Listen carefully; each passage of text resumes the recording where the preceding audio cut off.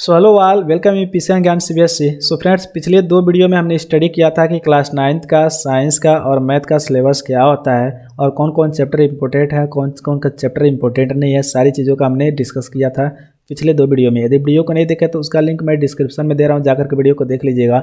लेकिन आज की इस वीडियो में हम लोग स्टडी करने वाले क्लास 10th का साइंस का सिलेबस क्या पुटअप होता है। जी हाँ, आपने सही सुना।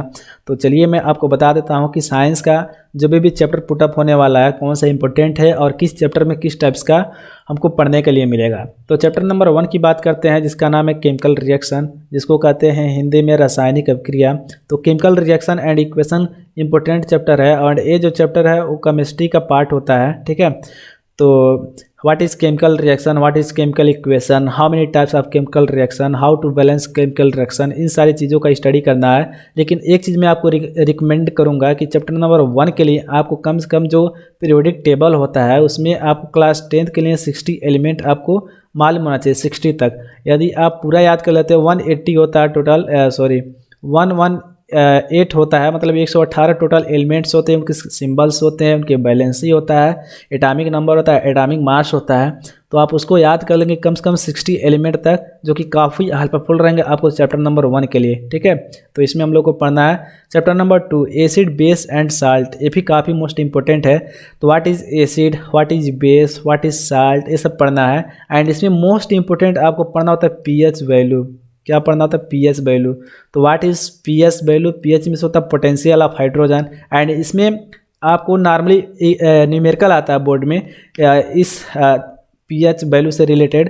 एंड इसमें 4 फार्मूला आपको पढ़ना होता है। पहला होता है पी ऑफ एच, मतलब पीएच इक्वल टू होता है minus log H plus. Second formula होता है पी ओ एच, इसका फार्मूला होता है minus log O H minus. ठीक है, और एक कंसंट्रेशन होता है तो इसको बड़े ब्रैकेट में हम डाल देते हैं।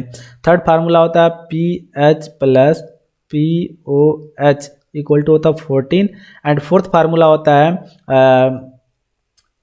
एच प्लस एन, ठीक है, into O H negative N equal to होता है 1 इंटू 10 के पावर माइनस 14।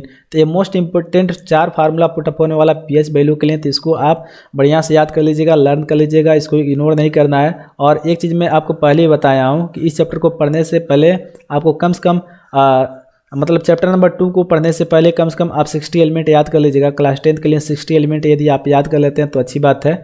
चैप्टर नंबर 4 में थर्ड में हम लोग को पढ़ना है कि मेटल्स एंड नॉन मेटल्स, जिसको कहते हैं धातु एवं अधातु। तो what is metal, what is non metals, how many types of metal, what is property of metals, chemical properties and physical properties. इन सब का स्टडी करना होता है मेटल्स एवं नॉन मेटल्स में। ठीक है, एक सब मेटल भी होता है, तो काफ़ी अच्छी बात है। और एक चीज़ मैं आपको बता देता हूँ कि एक ऐसे मेटल का नाम बताओ जो सामान्य टेम्परेचर पे, नॉर्मल टेम्परेचर पे लिक्विड फॉर्म में पाया जाता है। तो वो होता है Hg।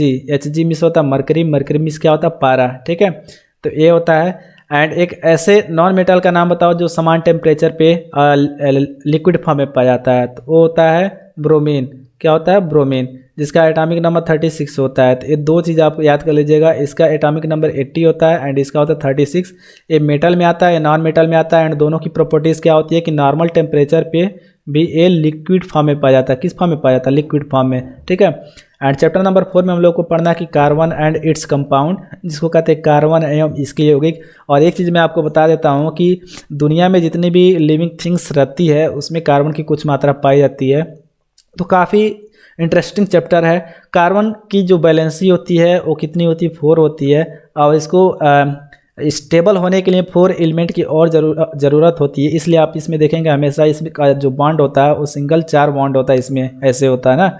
तो यहाँ पे भी H लग सकता है, यहाँ पर भी लग सकता है, यहाँ पर भी लग सकता है, यहाँ पे, क्योंकि इसको 4 इलेक्ट्रॉन देना भी आसान है और लेना भी आसान है। तो इसलिए इसकी बैलेंसी कितनी होती है? कार्बन की 4 होती है। ठीक है, तो काफ़ी अच्छा चैप्टर है। एंड यूनिट नंबर 5 में हम लोग पढ़ेंगे periodic classification of the elements. तो इसमें पूरा आपको पीरियोडिक टेबल ही पढ़ना। तो पीरियोडिक टेबल में सिंपली 4 ब्लॉक होते हैं, एस, पी, डी और एफ ब्लॉक होता है। एस ब्लॉक में 2 सब सेल होते हैं, पी ब्लॉक में 6 होते हैं, डी में 10 होता है एंड एफ में 2 होता है। तो एफ में जो 2 होता है उसको लैंथेनाइड और एक्टिनाइड 2 श्रेणियों में बांटा जाता है।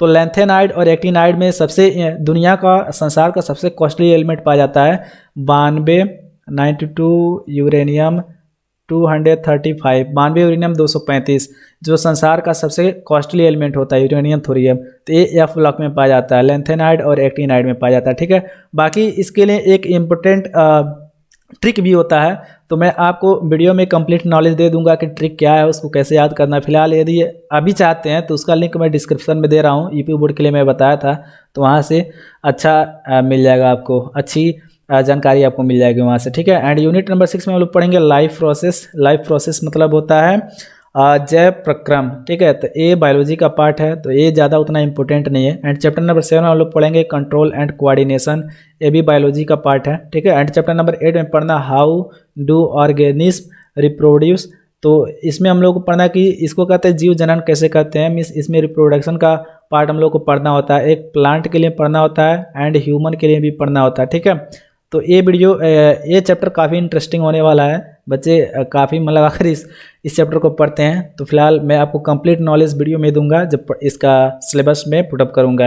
यूनिट चैप्टर नंबर 4 9th में हम लोग को पढ़ना कि हेरिडिटी एंड इवोल्यूशन, जिसको कहते हैं अनुवांशिकता एंड जीव विकास कहते हैं। तो इसमें दो साइंटिस्ट आते हैं, एक आते हैं लैमार्कवाद और एक आते हैं डार्विनवाद। ठीक है, एंड एक ग्रीगर जान मेंडल भी आता है, जो पी मिस होता है मटर के पौधों पे एक्सपेरिमेंट किए थे ग्रीगर जान मेंडल। एंड इसमें दो साइंटिस्ट और आते हैं, लैमार्कवाद आते हैं और डार्विनवाद आते हैं। तो ये लोग काफ़ी अच्छा प्रिंसिपल बताए हैं। लैमार्कवाद क्या कहते हैं कि जो व्यक्ति जिस अंग का जितना उपयोग करता है ना, वो उतना ही क्या होता है, स्ट्रांग हो जाता है। तो काफ़ी अच्छे एक्सपीरियंस आपको मिलेंगे इस वीडियो में भी। एंड यूनिट नंबर 10 में हम लोग को पढ़ना कि लाइफ रिफ्लेक्शन एंड रिफ्रैक्शन। ठीक है, लाइट रिफ्लेक्शन एंड रिफ्लेक्शन, तो जो लाइट होता है सन से जो लाइट आता है, तो उसका एक इमेजिन करो कि एक कोई सरफेस है। ठीक है, यहाँ से लाइट रेज आ रही है और यहीं से चली गई, तो इसको कहते हैं रिफ्लेक्शन। एंड रिफ्रैक्शन क्या होता है, इमेजिन करो कि एक कोई मीडियम है, यहाँ से लाइट रेज आ रही है और यहाँ पे इसका नॉर्मल है, तो इसको सीधे जाना चाहिए था, लेकिन लाइट ऐसे चली गई। तो इस इवेंट को कहते हैं रिफ्रैक्शन कहते हैं। तो दो चीज़ पढ़ना होता है, कंप्लीट नॉलेज आपको वीडियो में मिलेगा कि what is reflection and what is refraction. And इसके लिए एक मैजिकल बॉक्स भी है हमारे पास में, तो उसको मैं आपको बताऊंगा। 6 कंडीशन होता है इमेज बनने के लिए, तो कहाँ पे इनफाइनाइट पे रखेंगे, कि सी पे रखेंगे, कि एफ रखेंगे। तो काफ़ी अच्छा ये चैप्टर पुटअप होने वाला है। चैप्टर नंबर 11 में हम लोग पढ़ेंगे human eyes and colourful world. एक चीज़ मैं आपको बता देता हूँ इस चैप्टर में, ये चैप्टर काफ़ी इंटरेस्टिंग है, क्योंकि ये डेली लाइफ में यूजेस होने वाले कुछ यहाँ पे चीज़ें हम लोग पढ़ने वाले हैं। तो आप एक चीज़ इमेजिन कीजिएगा कि जो आदमी होता है ना, उसको दिन में भी दिखाई देता है, रात में भी दिखाई देता है, जबकि जो आउल होता है, उल्लू होता है, उसको सिर्फ रात में दिखाई देता है। एंड जो हेन होते हैं एंड पीजन होते हैं, उनको क्या होता है, सिर्फ रात में मतलब दिन में दिखाई देता है, रात में नहीं दिखाई देता। तो what is the reason that human can see in night and day. And कुछ जानवर होते हैं जिनको दिन में या फिर रात में दिखाई देता है। तो ह्यूमन आइज़ में सेलें पाई जाती हैं, दंडकार एंड शंक्वाकार सेलें पाई जाती हैं। तो काफ़ी इंटरेस्टिंग चैप्टर पुटअप होने वाला है। ह्यूमन आई डिफेक्ट भी होता है, मतलब देखेंगे कुछ लोग गूगल्स लगाते हैं, मतलब स्पेक्ट्रा लगाते हैं, चश्मे लगाते हैं, क्योंकि उनके आइज़ में डिफेक्ट हो जाता है। तो कौन सा डिफेक्ट के लिए कौन सा लेंस का यूज़ करना होता है, कनकेव लेंस होता है, कन्वेक्स लेंस होता है। तो कंप्लीट नॉलेज आपको मिलेगा यूनिट नंबर 11 में, जिसको कहते हैं human I and colourful world. And unit number 12 में हम लोग पढ़ेंगे इलेक्ट्रिसिटी मीन्स होता है विद्युत, जिसको हिंदी में क्या कहते हैं, विद्युत। तो ये इसमें ज़्यादा न्यूमेरिकल पुटअप होने वाला है, तो काफ़ी इंटरेस्टिंग होता है। ठीक है, एंड इसमें हम लोग चैप्टर नंबर 13 में पढ़ेंगे कि magnetic effect of the electric current means, जिसको कहते हैं विद्युत धारा के चुंबकीय प्रभाव। एक इसमें आपको इलेक्ट्रिक डायनमो पढ़ना होता है, तो काफ़ी इंटरेस्टिंग चैप्टर ये भी होता है। एंड यूनिट नंबर 14 में पढ़ेंगे sources of energy. Sources of energy जो होता है फिजिक्स का पार्ट होता है, तो इसमें पढ़ना होता है कि बहुत सारे सोर्सेस होते हैं एनर्जी के। ठीक है, तो इसमें हम लोग पढ़ेंगे कि सोर्सेस ऑफ एनर्जी क्या होता है। एंड चैप्टर नंबर 15 में पढ़ेंगे आवर इन्वायरमेंट, जिसको कहते हैं हमारा पर्यावरण। एंड चैप्टर नंबर 16 में हम लोग पढ़ने वाले हैं कि management of the natural resources, जिसको कहते हैं प्राकृतिक संसाधनों का प्रबंधन। एक कंप्लीट सिलेबस था साइंस का क्लास 10th का, और इसमें से 10 नंबर आपका फिक्स होता है एग्जाम में बोर्ड में इस चैप्टर से, चैप्टर नंबर 10 से, जिसमें एक फार्मूला आपने पढ़ा होगा कि 1/f इक्वल टू होता है 1/v + 1/u यूथ। इसका डेरिवेशन आपको दिया जाएगा, काफ़ी अच्छा डेरिवेशन का हमारे पास में लॉजिक है। आप बहुत ही ईजी वे में सीख जाएंगे और लाइफ टाइम आप उसको भूलेंगे नहीं।